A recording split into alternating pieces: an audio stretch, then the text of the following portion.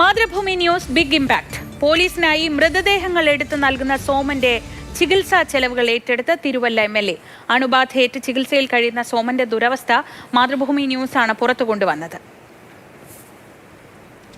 Nitin Thomas വിവരങ്ങളുമായി. നിതിൻ, സോമന്റെ ആരോഗ്യം മെച്ചപ്പെടുത്താനുള്ള ചെലവ് വിവിധ ഭാഗങ്ങളിൽ നിന്ന് അതിനുള്ള സഹായം വരുന്നുണ്ട്. അതിൽ തിരുവല്ല എംഎൽഎ ആണ് ചികിത്സാ സഹായം ഏറ്റെടുക്കുന്നത്. എന്താണ് വിശദാംശങ്ങൾ?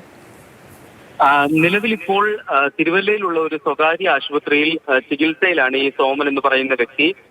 കഴിഞ്ഞ 1.5 മാസത്തിന് മുകളിലായിട്ട് ചികിത്സയിലാണ്. ഏകദേശം 4ഓളം ശസ്ത്രക്രിയകൾ ഇദ്ദേഹത്തിന്റെ കാലിന് ചെയ്യേണ്ടി വന്നു. ആ ഒരു സാഹചര്യത്തിലാണ് നമ്മൾ ഇത്തരത്തിലൊരു വാർത്ത നൽകിയത്. അതിന് പിന്നാലെയാണ് ഇപ്പോൾ ചികിത്സാ സഹായം പൂർണ്ണമായിട്ടും ഏറ്റെടുക്കാൻ തിരുവല്ല എംഎൽഎ വർഗീസ് മാമൻ മുന്നോട്ട് വന്നിരിക്കുന്നത്.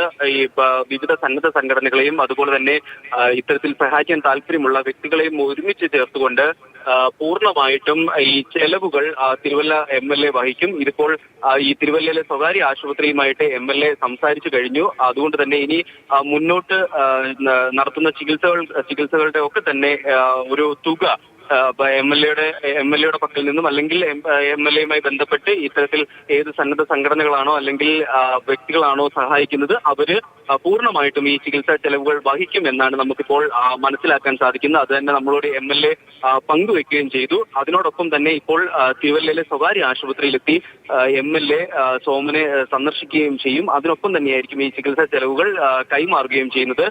കഴിഞ്ഞ ജൂൺ മാസത്തിലായിരുന്നു ഇത്തരത്തിലൊരു മൃതദേഹം. നമുക്കറിയാം, എലന്തൂർ നരബലി കേസുകളിൽ ഉൾപ്പെടെ അല്ലെങ്കിൽ ആലപ്പുഴയിലെ കൊലപാതക കേസിൽ ഉൾപ്പെടെ എല്ലാം പോലീസിന് നിർണായക സഹായങ്ങൾ ചെയ്ത ഒരു വ്യക്തിയാണ് ഈ സോമൻ എന്ന് പറയുന്നത്. അത്രത്തോളം അഴുകിയതും പുഴുവരിച്ചതുമായ മൃതദേഹങ്ങളാണ് ഈ വ്യക്തി സോമൻ പോലീസിനായി എടുത്തു നൽകിക്കൊണ്ടിരുന്നത്. ആ ഒരു സന്ദർഭത്തിലാണ് ഒരു മൃതദേഹത്തിൽ നിന്നും ഇദ്ദേഹത്തിന് അണുബാധ ഏറ്റത്. അണുബാധ തന്നെയാണ് എന്ന് ഈ ആശുപത്രി വൃത്തങ്ങളൊക്കെ തന്നെ സ്ഥിരീകരിച്ചിട്ടുണ്ട്. ഈ സോമനോട് നമ്മൾ സംസാരിച്ചപ്പോൾ ജൂൺ 2-നാണ് ഇത്തരത്തിലൊരു അണുബാധ ഏറ്റതെന്നും പറഞ്ഞു. അപ്പോൾ ഇനി മുന്നോട്ടുള്ള ചികിത്സാ സഹായങ്ങളെല്ലാം തന്നെ എംഎൽഎ വഹിച്ചു കൊള്ളാമെന്നാണ് നിലവിൽ പറഞ്ഞിരിക്കുന്നത്. നിതിൻ തോമസ് ആണ് വിവരങ്ങൾ നൽകിയത് പത്തനംതിട്ടയിൽ നിന്ന്.